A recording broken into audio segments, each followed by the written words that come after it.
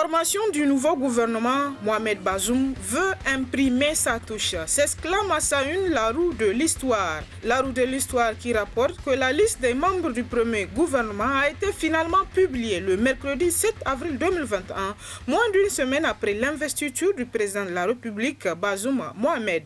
Aussitôt, le premier ministre nommé en la personne de Oumoudou Mahamadou et après sa prestation de serment, un gouvernement de taille réduite a été mis en place comparativement à l'équipe sortante qui était de 43 membres. Le nouveau président de la République a ramené la taille du gouvernement à 33 membres malgré la pléthore des partis alliés qui espéraient décrocher quelques strapontins. L'autre aspect de cette nouvelle équipe est l'âge moyen des ministres qui la composent.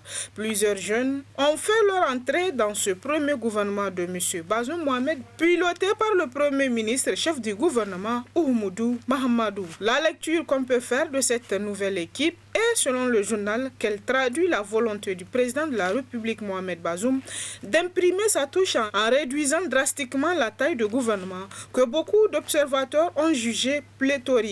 Il a aussi voulu changer les critères pour miser sur la compétence. Il donne ainsi, selon le journal, un signal au grand public qui formule beaucoup d'attentes sur sa gouvernance. Il a reconnu lui-même dans son discours d'investiture que notre pays a 3 ennemis majeurs, c'est-à-dire l'insécurité, la corruption et l'éducation. Mais en réalité, tout se résume dans la gouvernance qui sera conduite au cours de son mandat.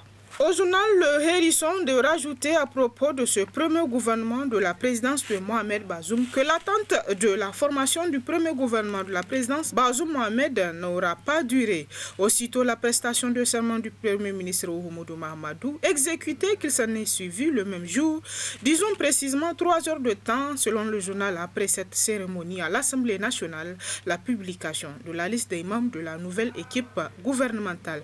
Que peut-on retenir de sa composition? S'interroge le journal. Pour qui c'est du Mohamed Bazoum. 33 ministres en tout et pour tout, 34 au total. Si l'on l'ajoute le patron de ce gouvernement, Oumoudou Mahamadou, c'est parti pour le premier gouvernement de l'ère Mohamed Bazoum.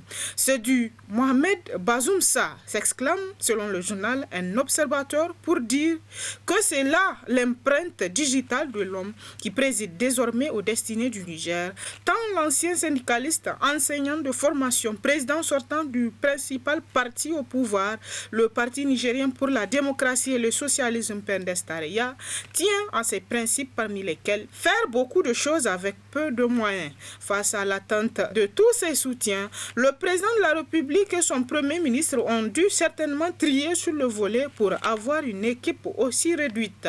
Tout le monde se retrouve, écrit le journal. Il y a des jeunes, des femmes, des leaders et responsables politiques de premier plan, mais également des nouveaux qui découvriront pour la première fois la salle du Conseil des ministres. On commence par les patrons des partis politiques. Il y a Kassoum Mokhtar pour la Convergence pour la République Seperengachi, le prix de l'effort électoral, 8 députés pour la majorité parlementaire. Hassan Barazé Moussa pour l'Alliance nigérienne pour la démocratie et le progrès NDP Zamalaya et Léon Magaji pour l'Alliance pour le renouveau démocratique ARD Adalci Moutonti.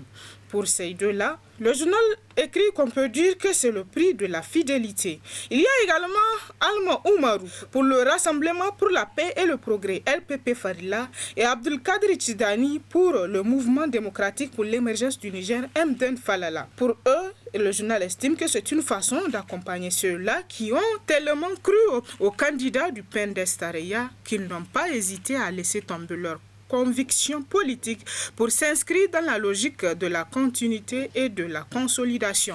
Le retour en force de Hassoumi Massaoudou et de Dr Idi Ilyassou Menassara. Placé à la tête de la diplomatie nigérienne avec le prestigieux titre de ministre d'État, ce sera la 2e personnalité du gouvernement, le 3e patron de l'exécutif nigérien, écrit toujours le confrère, qui se demande qui a dit que la page du secrétaire général du PNDS est tournée. Il est là, la bête noire des opposants, plus ragaillardi que jamais, un homme prévenu en vaut 2. Idi Ilyassou Menassara retrouve le ministère de la Santé publique.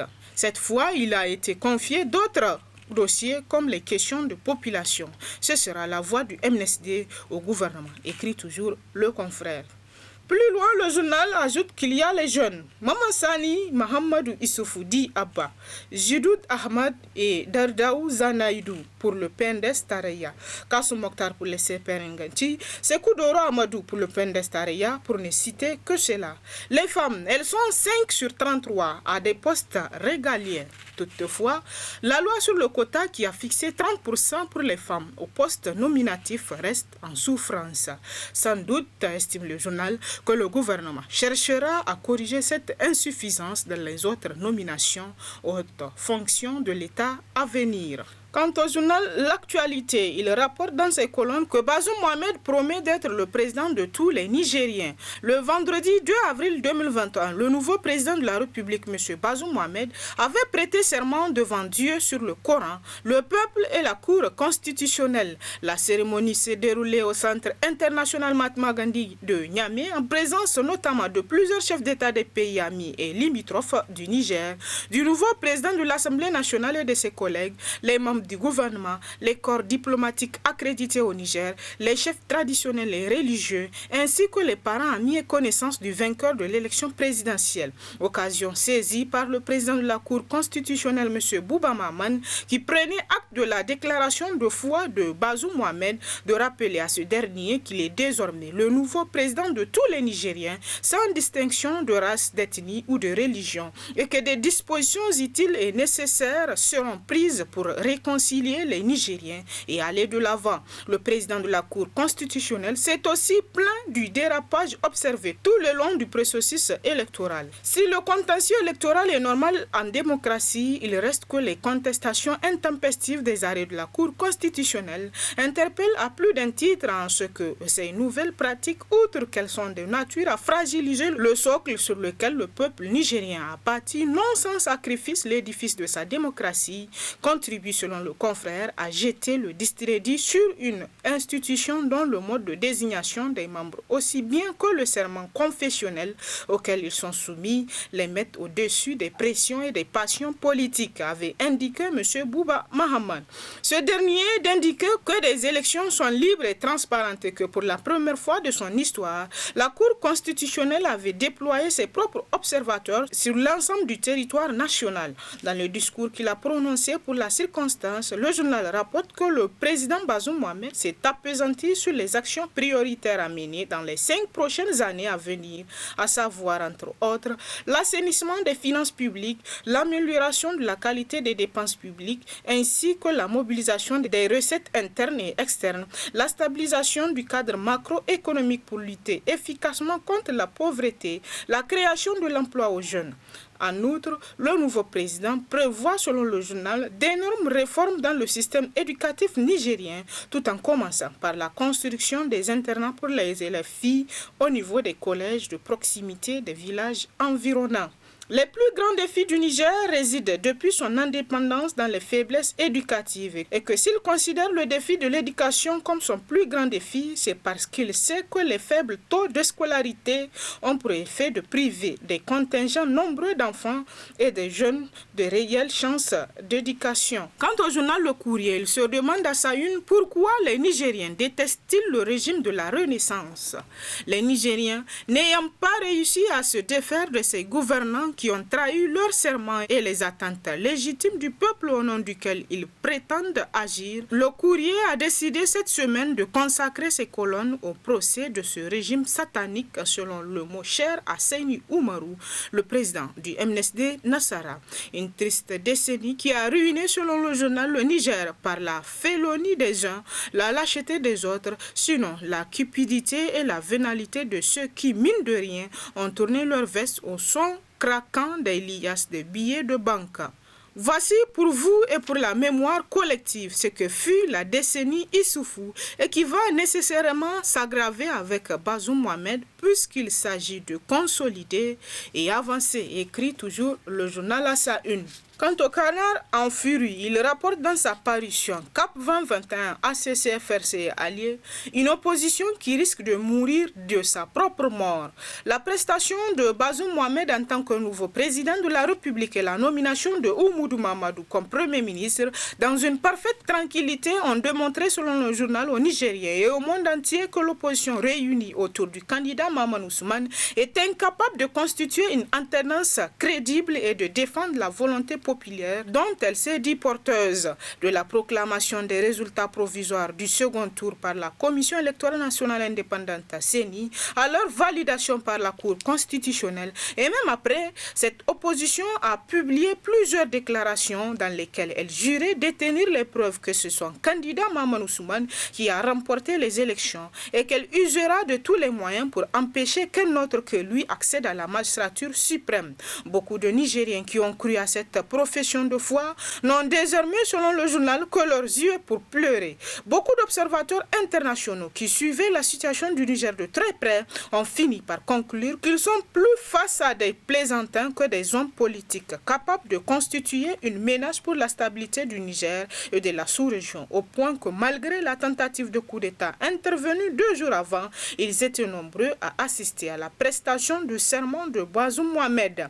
Par peur pour certains et par petit calcul pour d'autres, les responsables de la coalition pour une alternance politique CAP 2021, de l'Alliance des candidats pour le changement ACC, du Front républicain pour le changement FRC et de leurs partis alliés ont été incapables, selon le journal, de défendre la victoire qu'ils disent avoir conquise dans les urnes pour leur candidat Mahaman Ousmane. Alors que même les femmes de leur parti ont eu le courage d'organiser une manifestation qui a été violemment dispersée par la police, les hommes responsables de l'opposition ont été incapables de descendre dans la rue pour mener le combat. Espérant sans doute un miracle venant du ciel, ils se sont cachés, même lorsqu'ils ont lancé des mots d'ordre de manifestation dans toutes les régions du pays. Et comme pour se moquer de l'intelligence des Nigériens, ils tentaient d'expliquer leur peur par le fait qu'ils seraient des légalistes, alors même qu'ils continuaient à contester l'arrêt de la Cour constitutionnelle dont les décisions ne sont pourtant susceptibles d'aucun recours et s'imposent à tous.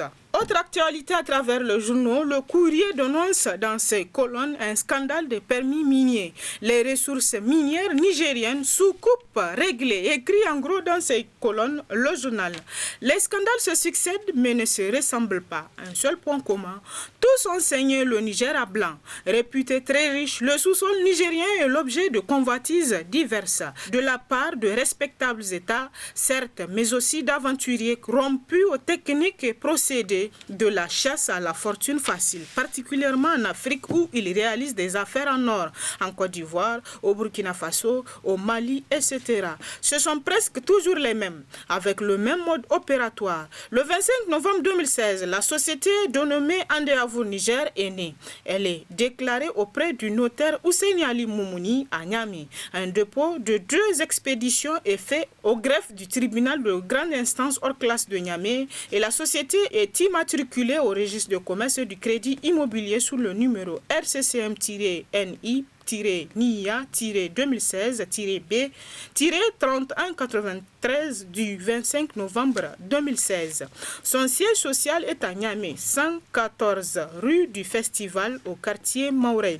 Avec un capital de 10 millions de francs CFA, la société a, selon le journal, pour objet, entre autres, la réalisation de toute opération de recherche et d'exploitation des substances minérales et de métaux précieux, la réalisation de toute opération de prospection et d'exploration minière, ainsi que l'obtention, l'aliénation et l'exploitation de toute concession minière. Le 9 décembre 2016, soit 2 semaines seulement après sa création, le journal nous apprend qu'Andéavour Niger fait une moisson de rêves. À l'issue de son conseil des ministres, le gouvernement nigérien lui octroie d'emblée 3 permis de recherche minière. Le premier à Nassilé, département de Torodi, région de Tillabéri, pour or et substances minérales associées. Le deuxième à Darguiti, toujours dans le département de Torodi, pour or et substances associées. Et le troisième à Tinkeradet 1 pour les mêmes substances dans le département d'Iferouane, cette fois région d'Agadez. Et le Conseil des ministres de préciser que la société Andiavour Niger est une filiale du groupe Andiavour Mining. Mais il ne dit pas qui est derrière cette société chercheuse d'or et de matières associées.